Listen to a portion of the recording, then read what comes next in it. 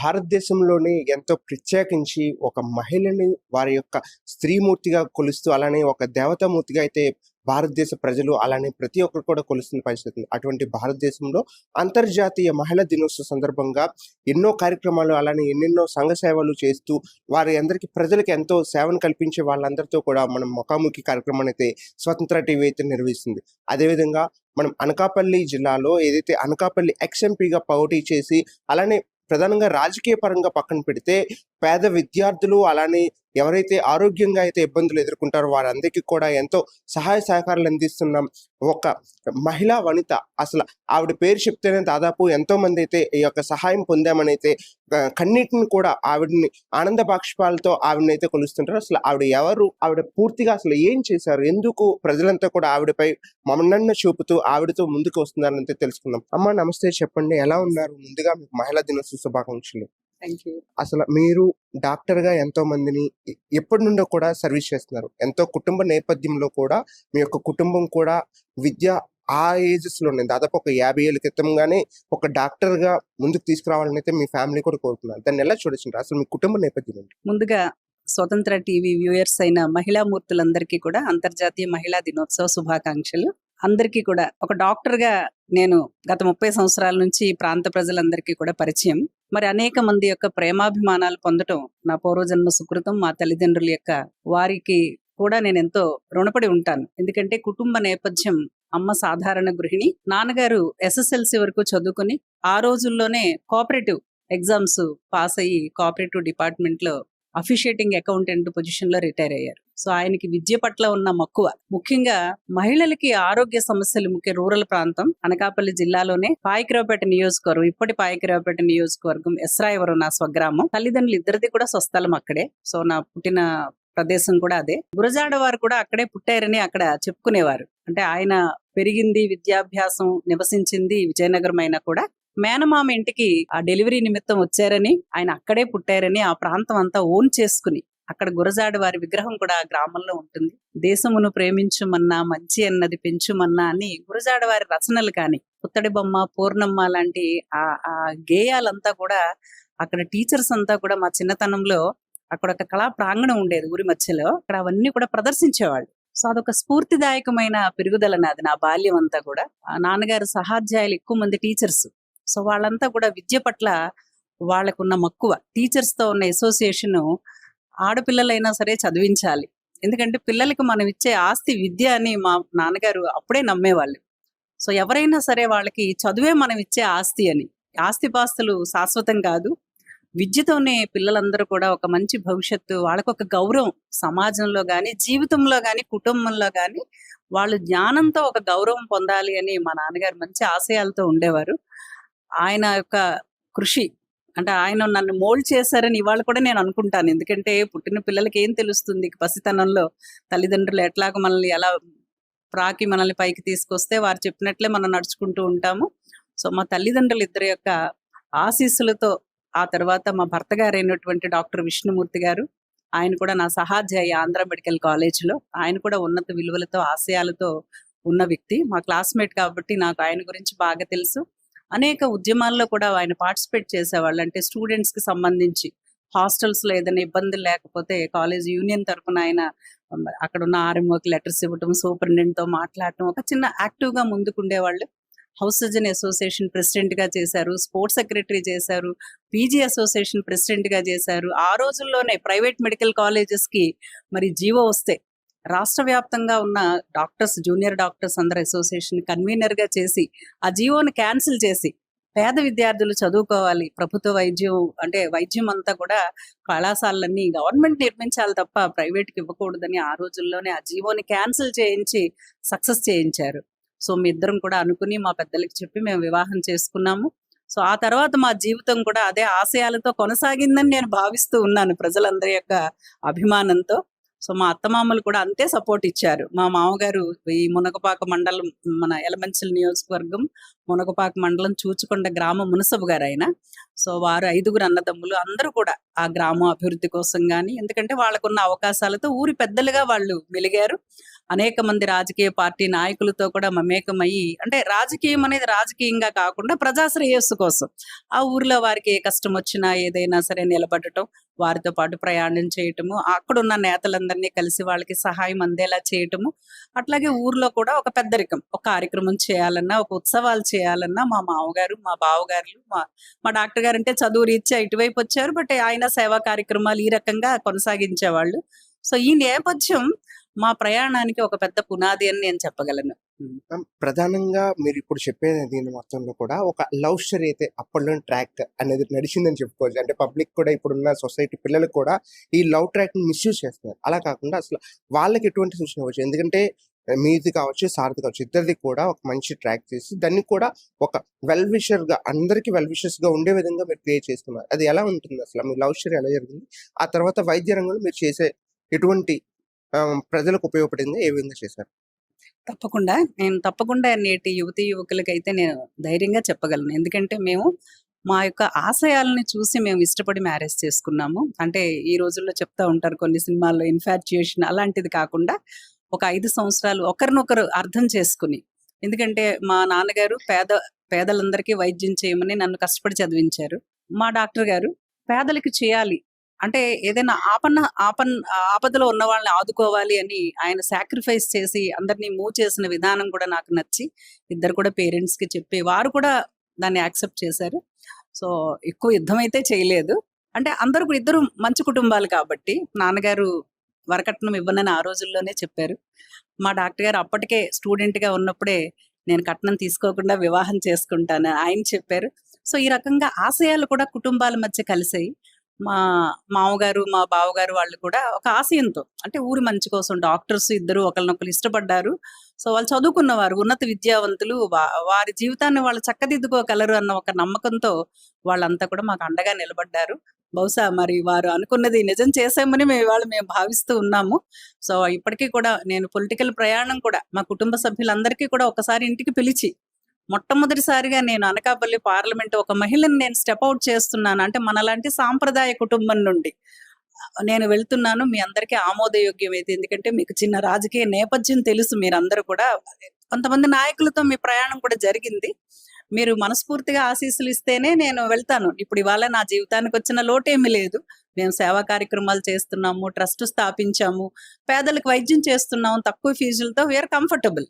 But దీనికి మించి నాకు అవకాశం వచ్చింది, మనం వెళ్ళింది కాదు, అటు నుండే మనకి పిలుపు వచ్చింది.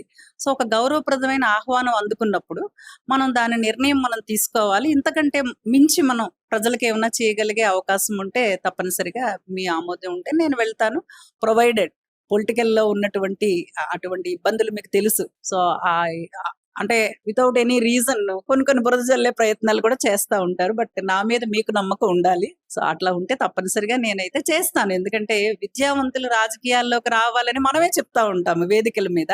చదువుకున్న వాళ్ళు, సేవ చేయాలని ఆశయం ఉన్నవాళ్ళు, 10 మందికి మంచి చేయాలని సంకల్పం ఉన్నవాళ్ళు వస్తే రాజకీయాలు బాగుంటాయి అని చెప్పి, మనం అంటూ మనకు అవకాశం వచ్చినప్పుడు మనం స్టెప్ అవుట్ చేయకూడదు, మనం ఒక డేరింగ్ డిసిషన్ అయితే తీసుకోవాలి అని చెప్పినప్పుడు దే హ్యావ్ యాక్సెప్టెడ్. సో ఆ విధంగానే మరి నా పొలిటికల్ జర్నీ మొదలైంది.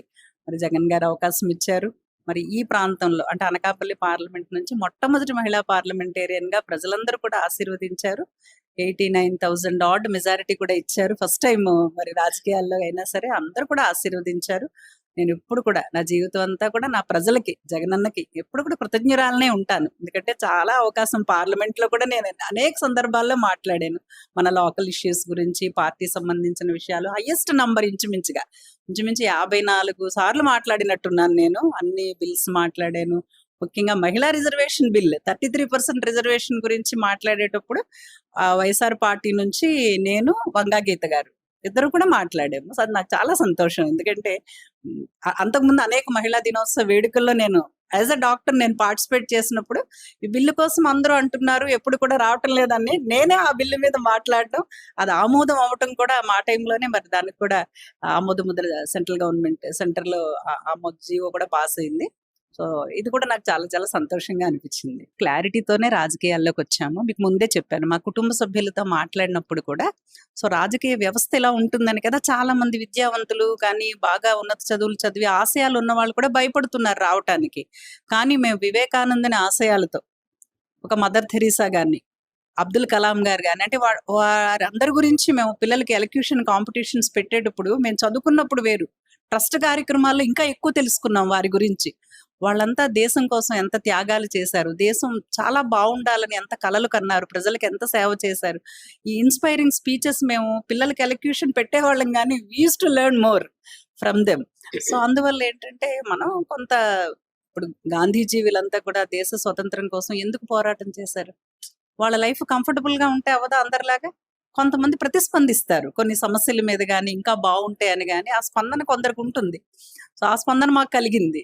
సో, కలగటం వల్ల అంటే మనకి విషయం మీద క్లారిటీ ఉన్నప్పుడు, మన ఫోకస్ ఒకటే ఉన్నప్పుడు మిగతా విషయాల్లో మనం డీవియేట్ అయ్యే అవకాశం లేదు. వస్తూ ఉంటాయి, పోతూ ఉంటాయి. ఇప్పుడు పడి లేచిన కెరటం నా జీవితం అని వివేకానందుడు చెప్తా ఉంటాడంటే, పడినా లేవటం. అంటే లేచి పడటం గాదు. పడినా లేవటం. సో, అట్లాగా విమర్శలు, ప్రతి విమర్శలు అవన్నీ కాదు. మన టార్గెట్ ఏంటి?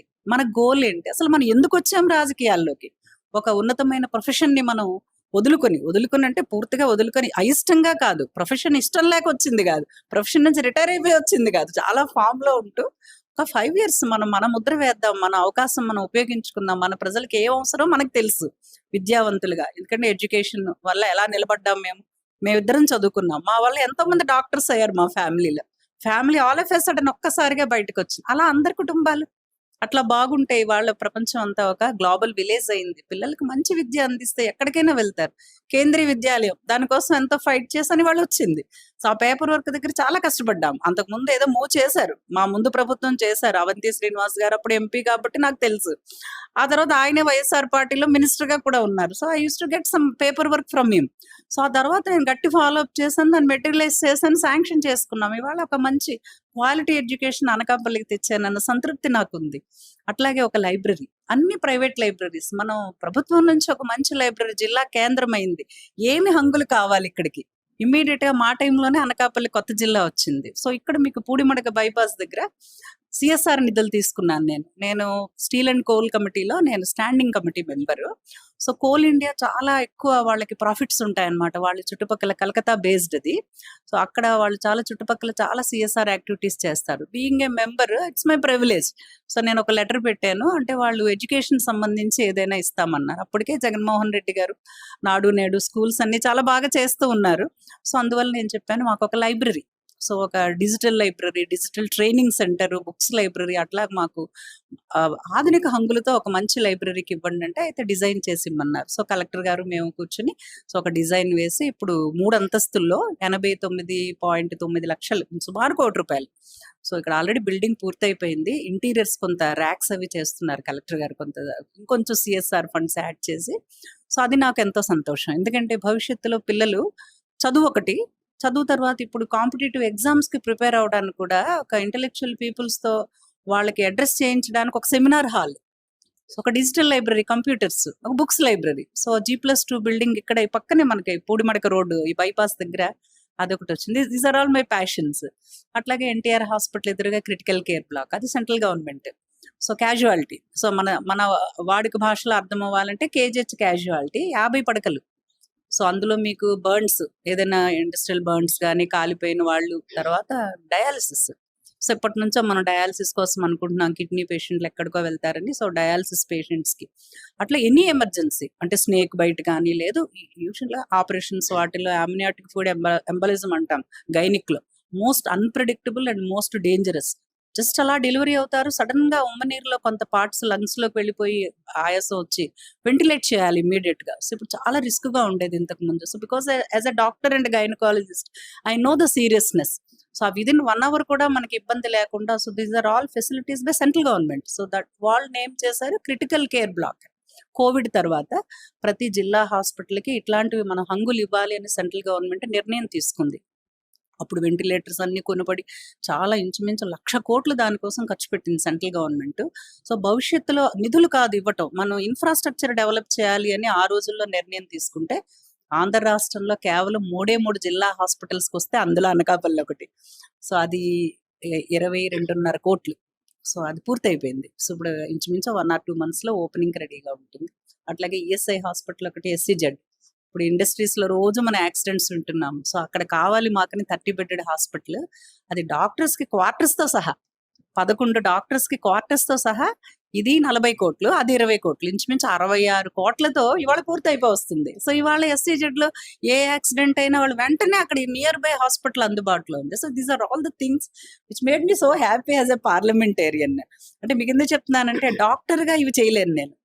ఎంత మనం ఉన్నా ఇది పొలిటికల్‌గానే మనం తెచ్చుకోగలం. అట్లా ఆర్ఏఆర్ఎస్‌లో ఒక ఇంక్యుబేషన్ సెంటర్ తెచ్చాము. అంటే చెరుకు నుంచి బై ప్రొడక్ట్స్. చెరుకు నుంచి బెల్లం, బెల్లం నుంచి బై ప్రొడక్ట్స్. అట్లాగే పనస నుంచి బై ప్రొడక్ట్స్. అట్లాగే చిరుధాన్యాల నుంచి బై ప్రొడక్ట్స్. అంటే అవి చాలా తక్కువ వాల్యూ వస్తుంది రైతులకి. కష్టపడి పండిస్తారు. ఏమి మిగలదు వాళ్ళకి.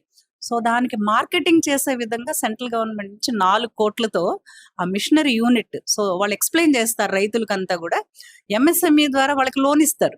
సో, వాళ్ళు ఏదైనా యూనిట్ వాళ్ళు ఇంచుమించు ఒక 100 ఎకరాల దగ్గర ఒక మండలంలో రైతులందరూ కలిపి ఏర్పాటు చేసుకున్నా లేదు. యువత ఇవాళ అగ్రికల్చర్ వైపు కూడా మనం ఎంప్లాయ్‌మెంట్ అది. వాళ్ళు ఓన్‌గా వాళ్ళు ఎదగాలనుకునేటప్పుడు వాళ్ళకు యూనిట్ ఇన్‌స్టాల్ చేసుకుంటే 70% సబ్సిడీ ఉంటుంది. సో, బ్యాంక్ లింకేజ్ ఉంటుంది. ఎంఎస్ఎంఈ ద్వారా ఆర్ఏఆర్ఎస్ కాబట్టి టీచర్స్ కాబట్టి వాళ్ళంతా సైంటిస్టులు కాబట్టి వాళ్ళు ఎక్స్‌ప్లెయిన్ చేస్తారు. సో, అందువల్ల ఆర్ఏఆర్ఎస్ సెలెక్ట్ చేసుకొని అందులో అది కూడా మిషనరీ వచ్చేసింది. బిల్డింగ్ కంప్లీట్ అయిపోయింది. సో, అది కూడా ఇవన్నీ కూడా ఆర్ మై ప్యాషన్స్.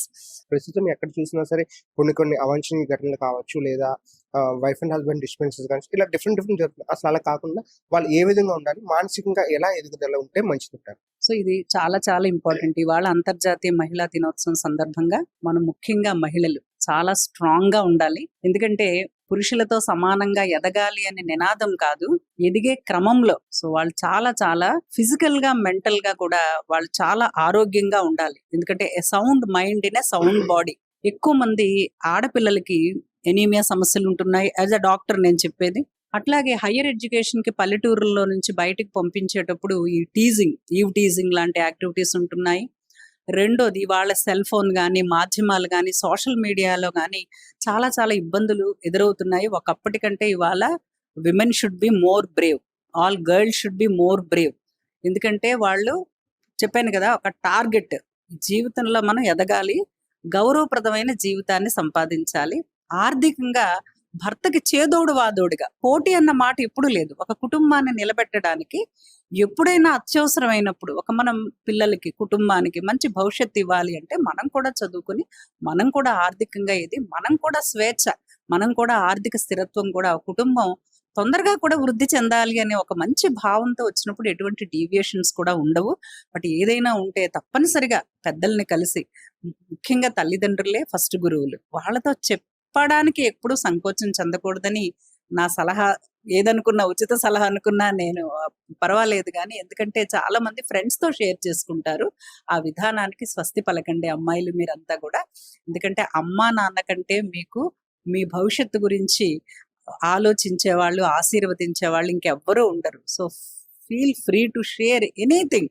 అమ్మ చదువుకో అక్కర్లేదు. కానీ అమ్మ యొక్క అనుభవం ముందు మీరు చాలా చిన్నవాళ్ళు. తప్పనిసరిగా ఏ చిన్న ఇబ్బందున్నా సరే అమ్మతో ఫస్ట్ మాట్లాడండి. లేదు క్లాస్ టీచర్, లేడీస్ ఉంటారు, టీచర్స్ ఉంటారు. వాళ్ళని కూడా తల్లిగా భావించి తప్పనిసరిగా మీ ఇబ్బందులు వాళ్ళతో షేర్ చేసుకుంటే ఇటువంటి మానసిక రుగ్మతలు గానీ, ఆత్మహత్యలు గానీ, లేకపోతే లవ్ అఫైర్స్ అవి ఫెయిల్ అవ్వటం, ఇబ్బంది పడటం ఇవన్నీ కూడా వీటి నుంచి మీరు బయటపడగలుగుతారు. ఎందుకంటే జీవితం అనేది చాలా అమూల్యమైనది.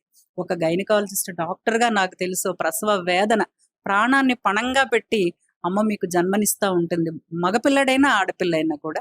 సో, వాళ్ళు రిస్క్ తెలుసు. ఎందుకంటే ఆడవాళ్ళకి మాతృత్వం అనేది, పునర్జన్మ అనేది ఇవాళ కాదు, వేదకాలం నుంచి ఉన్న మాట. ఎన్నో ఇబ్బందులైనా ఆనందంగా స్వీకరించి మిమ్మల్ని ఈ భూమి మీదకి తీసుకొస్తారు. పుట్టిన బిడ్డ ఒకరోజు బిడ్డని చూసి ఎంత మురిసిపోతారో వాళ్ళు. డాక్టర్ అవుతారు, ఇంజినీర్ అవుతారు, చాలా కలెక్టర్ అవుతారని చెప్పి ఎందుకంటే డాక్టర్స్ దగ్గరే వాళ్ళు ఆ ఎమోషన్స్‌ని ఫస్ట్ షేర్ చేసుకుంటారు.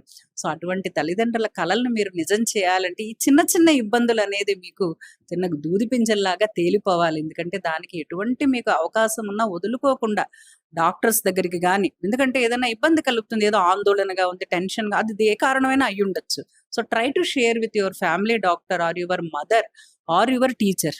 సో, ఫస్ట్ అంతేగాని ఎటువంటి ఇబ్బందులు కూడా గురి కావద్దు. జీవితంలో మీ కాళ్ళ మీద మీరు నిలబడే చదువు చదివేంత వరకు, either it can be graduation or post graduation, what ever B, ఒక ప్రొఫెషన్ మీకు ఒక స్థిరత్వాన్ని ఇవ్వాలి, ఒక భరోసాని ఇవ్వాలి, ఒక ఆర్థికంగా అండనివ్వాలి. అంతవరకు చదవాలి. సో అంతవరకు కూడా మ్యారేజెస్ ఇవన్నీ కూడా డీవియేట్ అవ్వకూడదని నేను సలహా ఇస్తున్నాను. ఎందుకంటే మేము ప్రాక్టికల్గా మేము కూడా మీకు చెప్తున్నాను, పోస్ట్ గ్రాడ్యుయేషన్ వరకు మేము చదువుకుని పీజీ సీట్ వచ్చిన తర్వాత అప్పుడు మేము మ్యారేజ్ చేసుకున్నాం. సో అట్లా ఏంటంటే మేము కొంతమందికి స్ఫూర్తిదాయకమని నేను అనుకుంటూ ఉన్నాను. ఈ రోజుకి కూడా సగర్వంగా నేను చెప్పగలుగుతూ ఉన్నాను, బికాస్ వీ ఫాలోడ్ ఇట్. అందువల్ల తప్పనిసరిగా అలా ఉంటే మంచి భవిష్యత్తు ఉంటుంది. ఎందుకంటే ఇవాళ దేశం గాని, రాష్ట్రాలు గాని, ప్రపంచం గాని ఆడపిల్లలకి మంచి స్వాతంత్రం ఇచ్చాయి. ఎన్నో అవకాశాలు ఇచ్చాయి. ఇప్పుడు రాదసిలో కూడా ఇవాళ మరి సునీత విలియమ్స్ గారు ఎవరు కూడా చేయలేదు. అన్ని రోజులు ఆమె ఉండగలిగారు అక్కడ. అలా అన్ని రంగాల్లో ఇవాళ మహిళలు ఎదుగుతున్నారు. బిజినెస్ మ్యాగ్నెట్స్ పెద్ద పెద్ద ఇండస్ట్రీస్ అంతా కూడా ఛత్రాధిపత్యంగా నడిపిస్తున్నారు. వాళ్ళకి ఆ సామర్థ్యం ఉంది. ఎందుకంటే కుటుంబాన్ని నడిపిన స్త్రీ దేన్నైనా నడపగలదు. ఆర్థిక వ్యవస్థని, కుటుంబాన్ని, ఆ బ్యాలెన్స్ ని, ఆ మానవత్వాన్ని, ఆ ప్రేమని ఒక స్త్రీమూర్తి మాత్రమే అందించగలదని మనం మాట్లాడుకునేది కాదు. ప్రపంచమే ఎప్పుడో యాక్సెప్ట్ చేసింది. భగవంతుడు కూడా యాక్సెప్ట్ చేశాడు. ఇది ప్రధానంగా పూర్తిగా ఏదైతే సత్యవతి గారు ప్రస్తుతం ఒక సాధారణమైన కుటుంబం నుండి కాకపోయినా వారి యొక్క తల్లిదండ్రులు ఎంతో ఉన్నత విద్యలను అందించడానికి వారి యొక్క స్తోమతకు మించి కూడా పిల్లలందరినీ కూడా చదివించే విధానంగా తీసుకొచ్చారు. దానికి సంబంధించి ఆవిడ ఆంధ్ర మెడికల్ కాలేజ్, ఎంతో చరిత్ర కలిగిన ఆంధ్ర మెడికల్ కాలేజ్లో ఆవిడ విద్యాభ్యాసం అయితే పూర్తిగా కొనసాగించిన సమయంలోనే అతను ఒక డాక్టర్ని అయితే ఇష్టపడి వాళ్ళిద్దరూ కలిసి కూడా పూర్తిగా ఒక చారిటబుల్ ట్రస్ట్ ద్వారా ప్రజలకు సేవ చేస్తూ, అలానే ప్రధానంగా వైద్యం నారాయణ హరి అని ఏదైతే మాట అంటారో దానికి సంబంధించి ప్రతి ఒక్కరి ఆరోగ్యాన్ని కూడా కాపాడే విధంగా అయితే ముందుకొచ్చే ప్రయత్నాన్ని చేస్తూ, వారి యొక్క అందరితో పాటు ఉండే విధంగా కూడా అందరితో మమేకం కావడంతో, ఒక్కసారిగా రాజకీయం నుండి కూడా పిలుపు రావడంతో రాజకీయ సేవ చేసి దాదాపు ఎన్నో ప్రాంతాల్లో, అనకాపల్లి జిల్లాలో ఏదైతే కొత్తగా ఏర్పడిన జిల్లా ఉందో ఆ ప్రాంతం ప్రస్తుతం ఏదైతే నూతనంగా సంతరించుకుంటున్న రూపురేఖలు ఏవైతే ఉన్నాయో వాటన్నింటిని కూడా ఆవిడే మొట్టమొదటి మహిళా ఎంపీగా వెళ్తూ జిల్లా మొట్టమొదటి మహిళా ఎంపీ కూడా కావడంతో మొత్తం అన్ని ప్రాంతాలను కూడా అభివృద్ధి చేసే విధంగా, ఏవైతే మెడికల్ గా ఆవిడ ఒక డాక్టర్ గా ఉండేటప్పుడు ఎటువంటి సమస్యల వల్ల ఎంతమంది ఇబ్బందులు పడుతున్నారని ప్రభుత్వ వైద్యశాలలో ఏదైతే ఎన్టీఆర్ వైద్యశాల ఉందో ఆ వైద్యశాలలో కావాల్సిన అన్ని ఏర్పాట్లను కూడా చేయడానికి ఆవిడ వంతుగా కృషి చేస్తూ సిఎస్ఆర్ ఫండ్స్ కూడా ఎన్నో అయితే తీసుకొచ్చిన పరిస్థితి ఉంది. ఆవిడని స్ఫూర్తిగా తీసుకొని ఎంతో మంది నేటి బాలికలు రేపటి మహిళలుగా మారుతున్న తరుణంలో వాళ్ళంతా కూడా ఎంతో స్ఫూర్తిదాయకంగా తీసుకొని ఇటువంటి వారిపై వాళ్ళందరినీ కూడా ముందుగా మనం స్ఫూర్తి తీసుకొని రేపటి తరంలో ముందస్తుగా అయితే మన దేశ భవిష్యత్తుని ప్రపంచంలో ఖ్యాతి పొందేలా ఈ యొక్క మహిళా దినోత్సవాన్ని జరుపుకొని ఇటువంటి ఎవరైతే మహోత్తములుగా ఉన్నారు ప్రస్తుతం ఈ యొక్క సంబంధించి పరిసర ప్రాంతాలు మొత్తంలో కూడా ఉమ్మడి విశాఖ జిల్లాలో డాక్టర్ సత్యవతి అంటే తెలియని వాళ్ళు ఎవరు ఉండని విధంగా వాళ్ళు చేసిన సేవలే ఎంతో కొనియాడచ్చు. అదే విధంగా వాళ్ళలో ఉన్న ధైర్యాన్ని కూడా లోపల దాచుకున్న మహిళలు ఏవైతే ధైర్యాన్ని దాచుకుంటారో ఆ ధైర్యం బయటకు తీసుకొస్తే ఎంతమందికి సేవ చేయొచ్చో, ఒక తల్లి తన గర్భాన్ని నుండి బిడ్డకి ప్రాణం పోస్తుంది, అది ఒక మహిళా మూర్తికే చెందుతుంది. అటువంటి మహిళా మూర్తిలో అంతా కూడా ఏకమై ఇటువంటి బయట ఏవైతే చిన్న చిన్న ఘర్షణలు జరుగుతుంటాయో, ఎటువంటి ఈఫ్టీజింగ్స్ కావచ్చు, రకరకాలు ఏవి జరిగినా సరే వాటన్ని తట్టుకొని ధైర్యంగా నిలబడితే ఈ ప్రసవ వేదన నుండి కూడా ఏ విధంగా బయటపడతామో అటువంటి ప్రసవ వేదన తట్టుకునే శక్తి ఉన్న మహిళలు దీనికి మరింతగా తట్టుకుని ముందుకు వెళ్తే మన దేశ ఖ్యాతి ఎంతైనా పెరుగుతుందనే విషయాన్ని అయితే తెలియజేస్తున్నారు. కెమెరామెన్ సాయి కిరణ్తో సూర్యప్రకాష్, స్వతంత్ర టీవీ, అనకాపల్లి.